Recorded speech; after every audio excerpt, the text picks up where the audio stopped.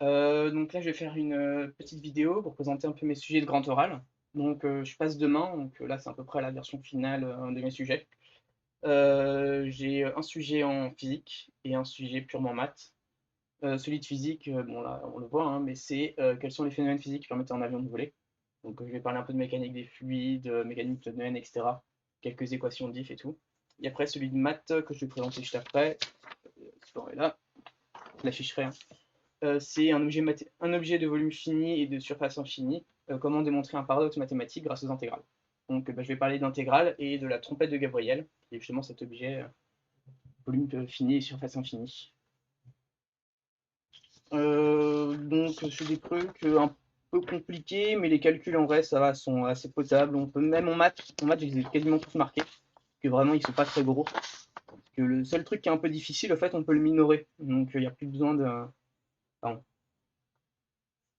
Donc je vais commencer par celui de physique. Mettre un chrono.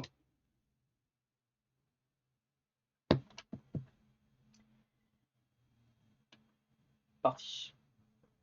L'homme a toujours eu envie de voler, et a même réussi à voler bien avant de comprendre les phénomènes physiques en jeu. Pourtant, c'est la question que j'ai décidé de me poser aujourd'hui, c'est justement quels sont les phénomènes physiques qui permettent à l'avion de voler.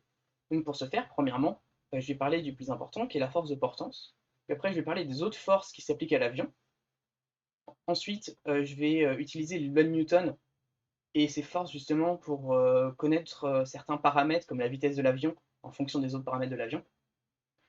Et ensuite, je vais finir par conclure et aussi expliquer les limites de mon modèle et les simplifications que j'ai dû faire. Donc, premièrement, la force la plus importante, comme je l'ai dit, c'est la force de portance, parce qu'elle permet au fait à l'avion de voler. Donc, comment est-ce qu'elle s'explique? Elle s'explique par deux principes de la mécanique des fluides. Le premier étant que le débit volumique est constant. Donc, ça veut dire au fait que, pour le cas de l'aile, les particules sont toujours au même niveau.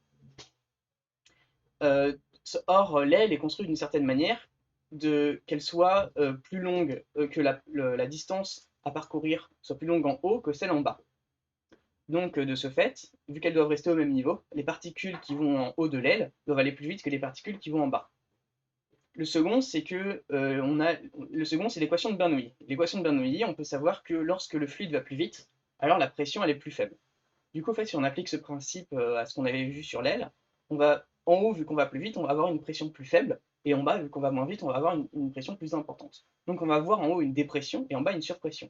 Or, la pression, c'est juste une force par unité de surface, ici la surface de l'aile, et du coup, au fait, cette différence de pression on va avoir une force qui va partir de la zone de surpression à la zone de dépression, donc du bas vers le haut, et cette force, justement, va compenser le poids. Donc maintenant, parlons des autres forces qui s'appliquent à l'avion. Donc on avait vu qu'il y avait la force de portance, que je vais noter Fp dans mes calculs, mais il y a aussi le poids, on en a parlé un peu, qui est la force de gravité, au fait, sur Terre, que j'ai noté P.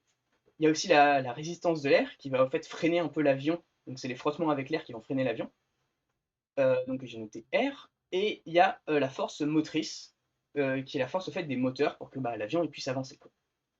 Donc maintenant je pause, je vais scroller, pour afficher la seconde page, normalement le jury il devrait...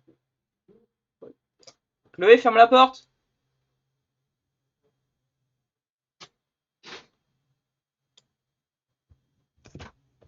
Voilà. Donc là, je suis à 2,15 pour l'instant. Ça va. Alors, maintenant, appliquons les différentes lois de Newton. Donc, premièrement, on va considérer un vol dit stable. Donc, c'est-à-dire que l'avion, il est en mouvement rectiligne uniforme, en termes scientifiques, mais bêtement, en fait, c'est juste qu'il est à altitude constante et il va tout droit et à une vitesse constante. Donc, d'après la première loi de Newton, on sait que lorsque notre système, ici, notre avion, est en mouvement rectiligne uniforme, alors il est soumis à des forces qui se compensent ou alors à aucune force. Donc ici, il est soumis à des forces qui se compensent. Donc la somme des forces est égale à 0. Ce qu'on peut faire, c'est qu'on peut regrouper les forces selon leur direction. Donc selon la direction verticale ou la direction horizontale. Et grâce à ça, on peut avoir un système d'équations. Et on peut connaître notamment la vitesse de vol stable. Et on peut aussi connaître la force motrice nécessaire pour justement obtenir ces vitesses de vol stables. Donc grâce à ça, par exemple, on peut se demander comment faire pour que mon avion il aille plus vite.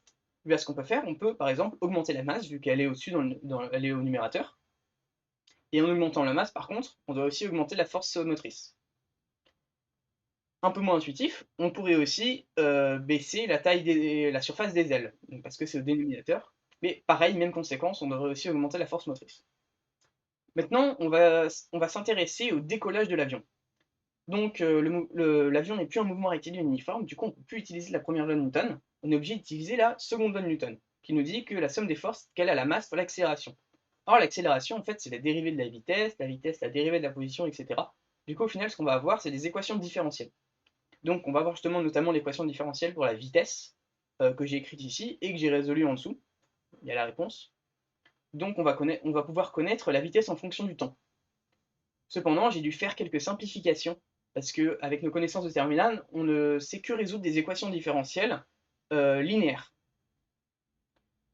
Donc ici, j'ai dû supposer que la résistance de l'air était proportionnelle à la vitesse. Et ça, c'est vrai que pour des très petits avions ou des avions qui vont pas très vite. Donc par exemple, pour un avion télécommandé, ça pourrait marcher. Mais pour un A380, ça marche pas trop. Cependant, ça nous donne déjà une bonne intuition de comment est-ce que la vitesse va évoluer en fonction du temps lors du décollage.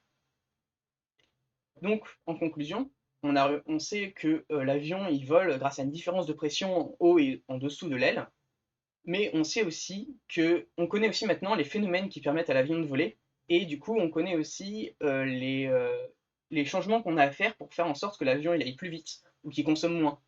Et ça, c'est un gros challenge aujourd'hui de faire des avions qui consomment moins pour avoir moins d'émissions de CO2, parce que le trafic aérien, c'est quand même 1,5% des émissions de CO2. Voilà, donc la conclusion, elle n'est pas folle, mais au niveau du timer, c'est 5-8, donc ça va, c'est correct. Passer ensuite à celle de maths. Je vais changer du coup de truc. J'ai un peu bafouillé, il faudrait encore que je révise un peu. Support, il est où? Je suis aveugle ou quoi? Ailleurs. Ouais, je suis aveugle.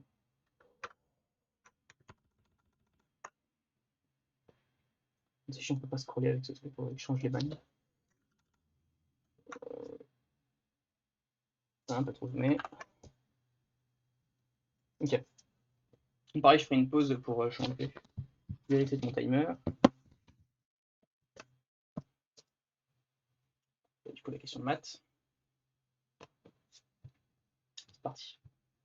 Les mathématiques sont un monde à part, pouvant refléter et ressembler à notre monde, mais possédant des objets qui seraient paradoxaux et même impossibles à concevoir dans notre monde. L'un d'entre eux est la trompette de Gabriel, qui est connue pour avoir un volume fini mais une surface infinie. Mais par contre, comment démontrer cela? C'est le sujet de ma présentation d'aujourd'hui, et pour le faire, on va utiliser les intégrales. Donc premièrement, ce que je vais faire, c'est que je vais introduire la trompette de Gabriel, et je vais en parler, comment est-ce qu'elle a été introduite historiquement, et comment la construire. Ensuite, je vais justement introduire l'outil d'intégrale qui va nous permettre de faire ces différentes démonstrations. Puis, je vais utiliser du coup cet outil pour faire les démonstrations sur le volume et la surface. Et enfin, je vais finir par conclure en essayant de raccorder ce paradoxe au monde réel. Donc, premièrement, la trompette de Gabriel, c'est un objet mathématique inventé par Torricelli vers 1640. Et elle a fait beaucoup réfléchir notamment les savants de l'époque sur les questions qui touchent à l'infini, notamment Descartes et Pascal, par exemple. Son nom en fait fait référence à l'archange Gabriel et à la trompette dans laquelle il souffle pour annoncer le jour du jugement dernier. De cette trompette aussi naît le paradoxe du peintre. Donc en fait, qu'est-ce que c'est le paradoxe du peintre? C'est si on avait un tel objet, on pourrait remplir justement la trompette de Gabriel avec un volume fini de peinture, mais par contre, on pourrait jamais peindre sa surface avec un volume fini de peinture. Il faudrait une quantité infinie de peinture pour pouvoir peindre sa surface. Donc, comment est-ce qu'on la construit, la trompette de Gabriel? En fait, ce qu'on fait, c'est qu'on prend la courbe de la fonction 1 sur x et on la garde que de 1 à plus l'infini.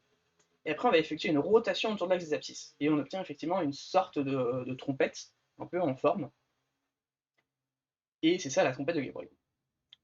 Donc maintenant, on va s'intéresser à qu'est-ce qu'une intégrale, parce que c'est l'outil qui va nous permettre de faire ces différentes démonstrations. Donc l'intégrale, au fait, c'est l'aire algébrique entre la courbe d'une fonction et l'axe des abscisses, d'une fonction f sur un intervalle i. Dans la pratique, on la calcule avec la primitive en b moins la primitive en a.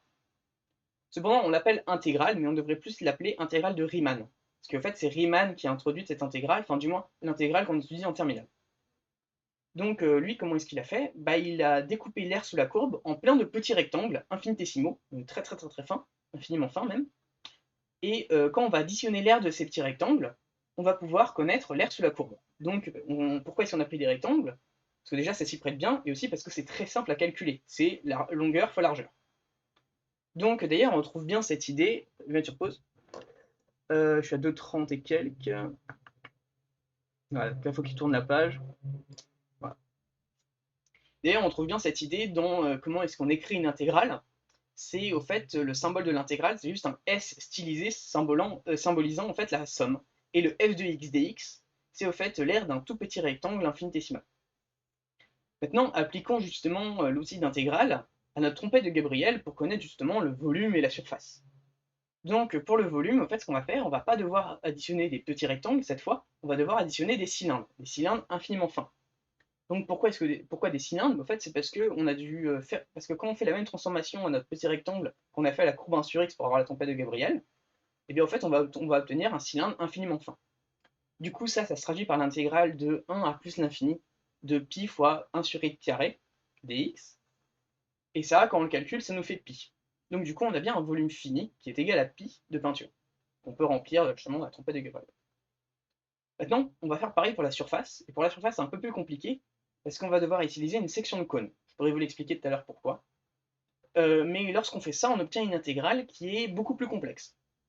À ce moment, ce qu'on peut faire, on peut la minorer, donc c'est-à-dire trouver quelque chose de plus petit, et on peut la minorer notamment par l'intégrale de 1 à plus l'infini de 1 sur x. Or, cette intégrale de 1 sur x, elle diverge vers plus l'infini. Du coup, on a une surface qui est plus grande que l'intégrale de 1 à plus l'infini de 1 sur x. Du coup, on a une surface qui est égale à plus l'infini. Maintenant, prenons un peu de recul par rapport à tous ces calculs et essayons justement de raccrocher ce paradoxe au monde réel. Donc, au fait, la trompette de Gabriel, euh, elle devient de plus en plus fine. Et nous, la peinture, dans notre monde, elle est composée de plein de particules. En fait, quand on va verser la peinture dans la trompette de Gabriel, ces particules, au bout d'un moment, elles vont être trop grosses pour pouvoir passer dans la section de la trompette. Donc du coup, ça va boucher et on va pouvoir remplir la trompette. Mais on n'a pas cette contrainte, en fait, pour la surface, parce que pour la surface, on peut juste les aligner sur le bord, et du coup, on ne sera jamais limité. Et la surface extérieure, c'est la même que la surface intérieure. Par exemple, on pourrait découper la trompette de Gabriel et l'étendre, et on aurait bien la même surface, en fait. Donc on a réussi à démontrer grâce aux intégrales qu'il existe bien un objet ayant un volume fini et une surface infinie, et que la trompette de Gabriel en était un parfait exemple. Cependant, il en existe d'autres, par exemple le plan, tout simplement, qui lui a une surface infinie mais un volume de 0, mais c'est moins paradoxal en soi. Cependant ici, l'idée de la présentation n'est pas de décorréler les mathématiques et la physique, parce que grâce aux mathématiques, on arrive à faire des modèles qui sont très précis et très utiles dans le monde réel. La conclusion était mieux pour celui-là. J'ai fait 5,16, donc ça va. Il y avait un peu de bafouillage, etc. Normalement, j'ai pas oublié de partie. Enfin bon, voilà, c'était la présentation de mes sujets de grand oral. Je passe demain, faut que je révise encore un peu. Mais si vous voulez vous inspirer de ça, bah allez-y. Bon, du coup, ce sera peut-être pour les prochaines années, parce que là c'est un peu tard pour cette année, mais bon. Donc je ferai sûrement une vidéo un peu plus détaillée sur la tempête de Gabriel, notamment au niveau des démonstrations, parce que dire simplement on va devoir prendre une section de cône, c'est un peu triché quoi. C'est ça l'explication quasiment la plus longue, parce que en fait minorer ça prend 2 secondes. Mais c'est pourquoi est-ce qu'on va prendre une section de cône et pourquoi est-ce qu'on a telle intégrale. C'est un peu les difficultés du truc. Donc c'est ça un peu qui est difficile à savoir. Il faut se renseigner un peu avant. Mais après sinon au niveau de l'avion et de ça, les calculs sont assez simples. Voilà. Donc c'est des sujets assez intéressants je trouve, et qui se prêtent bien justement au grand oral.